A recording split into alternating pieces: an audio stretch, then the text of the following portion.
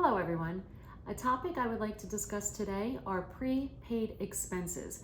This is a question that comes up often on my courses. A lot of students have trouble understanding why prepaid expenses are put on the books as assets. What happens is when you prepay for something like rent, or if you prepay for insurance and insurance policy, it's an asset for you. Someone now owes you something, and when you prepay, you cannot put it on your books as an expense until you actually incur the expense. Okay, so prepaid expenses go on your books as assets, and then it is something that slowly will get used up, and when you use it up, you then pitch it into the expense account. Okay, so what does that look like? Let's look at an example. On June 15th, you write a check and purchase a 12-month rental insurance policy for office space. The cost is $1,500 and the policy goes into effect July 1st. Okay, keep in mind you're paying for this June 15th.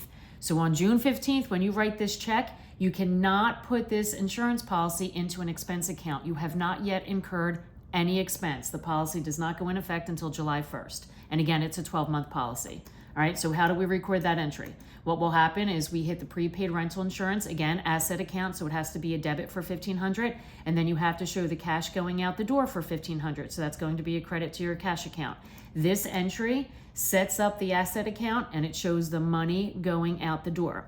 And then what we need to do is determine what our monthly expense is going to be. So if the 12-month policy is $1,500, that means the cost is going to be $125 a month. So at the end of each month, you're going to record a journal entry, and you will acknowledge the expense that you have now incurred, and then you will reduce that prepaid account.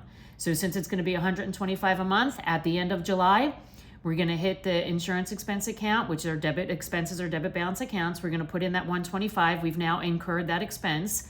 And then we reduce our prepaid account by $125. We no longer have a prepaid asset that's $1,500 because we've used up $125 of it. And then you will make this entry every month until the cost of the policy is absorbed. For more tips on bookkeeping, make sure you subscribe to my channel below and make sure you visit the website.